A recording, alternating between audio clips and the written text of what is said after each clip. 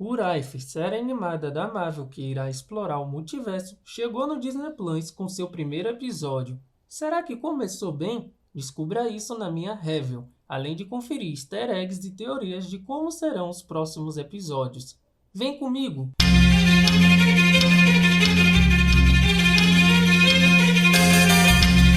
Salve família, tudo bem com vocês? Meu nome é Carsten Magalhães e sejam muito bem-vindos ao Geekflix. Se você é novo por aqui no canal, já se inscreve e deixa o seu like, pois isso me ajuda bastante a criar cada vez mais um conteúdo de qualidade, um conteúdo bem mais produzido para vocês. Então, deixa essa força. Dito isso, let's go! O episódio piloto me deixou bastante satisfeito por trazer uma boa introdução do conceito da série, possuir um roteiro linear e personagens bastante carismáticos. Ele se inicia com uma montagem muito bonita, mostrando as ramificações causadas por eventos nexos nos cosmos. Essas disparidades estão em forma de cacos de vidro, dando alusão a algo que foi quebrado em várias partes. Temos a introdução do Vigia, que serve como guia dessas narrativas, assim como nas HQs. Inclusive, eu falei sobre as HQs de Urife e como essa história surgiu.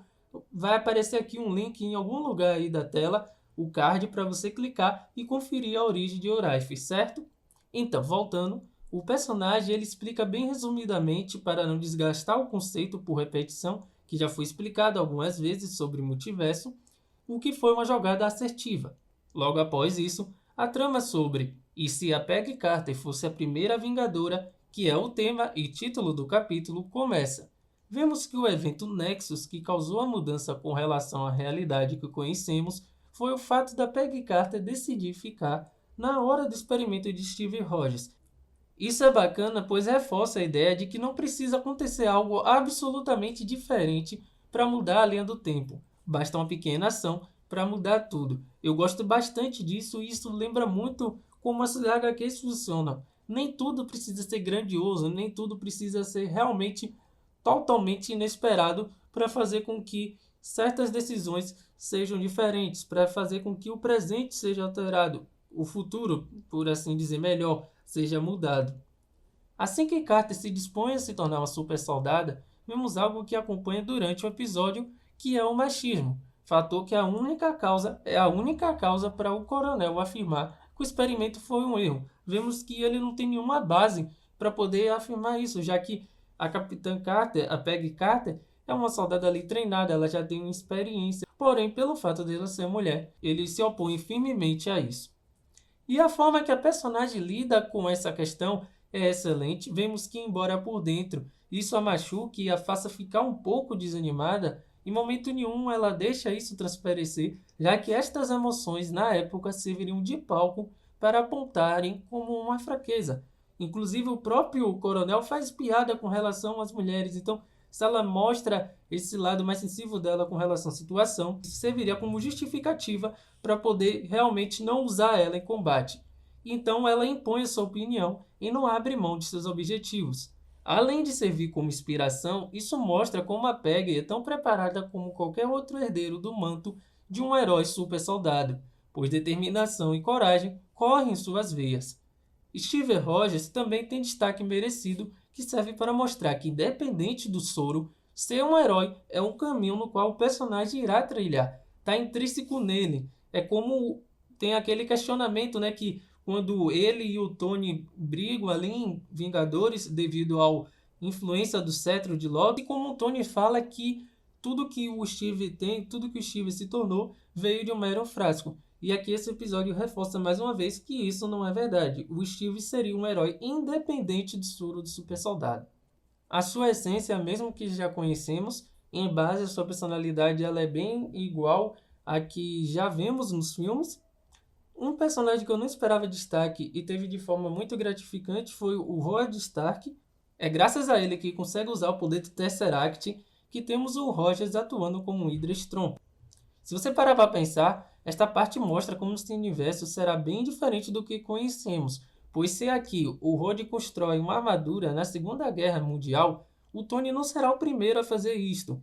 Se fizer, caso ele crie, a sua motivação para se tornar Homem de Ferro vai ser bem diferente, já que a armadura está ligada ao legado do seu pai e do Steve. O capítulo, em sua curta duração, deu uma relevância e personalidade bem superior ao Capitão América 1, na minha opinião, com relação ao personagem, porque ele é útil, é carismático, altruísta e corajoso. Essas características elas já estavam presentes no primeiro filme do Capitão América, isso é uma verdade, com relação ao Howard Stark, porém aqui nesse episódio eles conseguiram explorar isso de uma maneira melhor, eles conseguiram deixar isso mais bem evidenciados na minha opinião. Nesse meado, tivemos várias referências ao UCM, uma delas é quando Steve diz a Peggy que ela se sentiria pior se fosse usado como mero símbolo numa fantasia cafona, o que é uma sátira ao que houve com o próprio Steve no universo principal. Depois disso, temos o primeiro vislumbre da Capitã Carter em ação, e que vislumbre, hein? A sequência das cenas de ação estão bem claras, fluídas com a animação ressaltando cada detalhe do movimento e ambiente. Sem contar que vemos como se preocuparam em dar uma personalidade única a Carter. Ela está longe de ser uma cópia do Rogers. A personalidade dela é mais extrovertida, mais espontânea e faz piadas enquanto luta. É um humor autêntico, não forçado. Após resgatar o Bucky Barnes, Após resgatar o Bucky Barnes e sua tropa, a pedido do Steven, o grupo se une para acabar com a Hydra. A forma brincalhona e leve do Bucky chama atenção por não vermos ele assim há muito tempo e conquista de início rapidamente. A forma que o Steve, como Hydra Stomper, age em combate surpreende porque estamos acostumados a vê-lo bem distante da tecnologia e o homem até ultrapassado nesse sentido. Inclusive, os próprios filmes do CM fazem piada com essa situação, os personagens fazem piada com essa questão do Steve sempre se sentir fora de seu caminho, fora de seu tempo, por ele não estar acostumado como o mundo evoluiu, como as tecnologias funcionam hoje em dia. E a gente vê ele operando um Hydra Stomper, é algo bem inesperado. Eu gostei do fato do Caveira Vermelha ser eliminado logo neste episódio, porque no meu ver a questão Hydra e dominação por ele não precisa ser revisitada novamente com destaque no CM, com destaque nas produções que fazem parte do universo cinematográfico, independente se for canônico ou não. O capítulo termina de forma emocionante com a capitã se sacrificando para impedir a criatura que pode destruir o mundo e dessa forma surgindo no presente. E antes que eu me esqueça, temos uma referência do Ban que perdeu o braço quando a Peggy o puxa para cima do trem no meado para o final do episódio. Aí ele fala, você quase arrancou meu braço.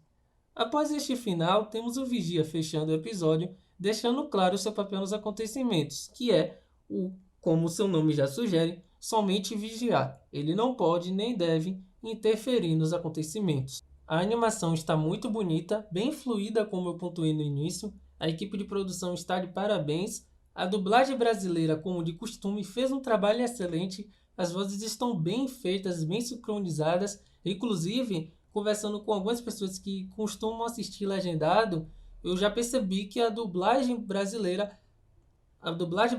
saiu em vantagem com a original, já que muitas pessoas estão reclamando que a dublagem original não está condizendo com o que o episódio exige, com alguns certos personagens, seja por questão de sotaque ou por realmente não passar a imponência que o personagem precisa. Então a dublagem brasileira, como sempre, está fazendo o dever de casa bem feito. A trama ela conseguiu reescrever o primeiro filme do Capitão América de forma consistente e interessante, porque é algo muito importante você revisitar uma trama. O problema é fazer com que isso não seja maçante, e foi isso que eles conseguiram fazer em apenas 30 minutos, o que é muito difícil, e na minha opinião com um ritmo melhor que o filme até, porque no meu ver, Capitão América 1, Capitão América Primeiro Vingador é um filme legal, mas não é aquele filme. E aqui eles conseguiram revisitar, pegar os melhores elementos da trama. Minha teoria é que de alguma forma a Peggy irá se conectar a outras histórias com o uso do Tesseract, já que foi dito que ela terá bastante destaque e vai retornar em outras temporadas da série, e que a partir do segundo episódio veremos cada vez mais tramas diferenciadas e inesperadas. Inclusive, o próximo é do Star-Lord, o Senhor das Estrelas, sendo T'Challa, algo que eu estou bastante hypado para ver. E essa foi a review, muito obrigado por ter assistido até agora, não esqueça de deixar o like e ativar notificações para não perder mais nenhum conteúdo. Compartilhe o vídeo o máximo que puder e me segue nas redes sociais, o link está na descrição, tanto do Instagram como do Twitter. O que eu posto lá? Lá eu posto notícias sobre a cultura pop em geral, não só sobre Marvel, sobre DC, sobre animes, sobre séries, sobre jogos, sobre tudo que você imaginar. Também faço memes, faço muita interação, então você vai realmente se interessar em me seguir, vai gostar bastante do que eu posto lá. O YouTube não está ajudando a recomendar os vídeos para as pessoas, então eu conto com você. E até a próxima, como deve ser. Siga-me e pondere a questão. O que aconteceria se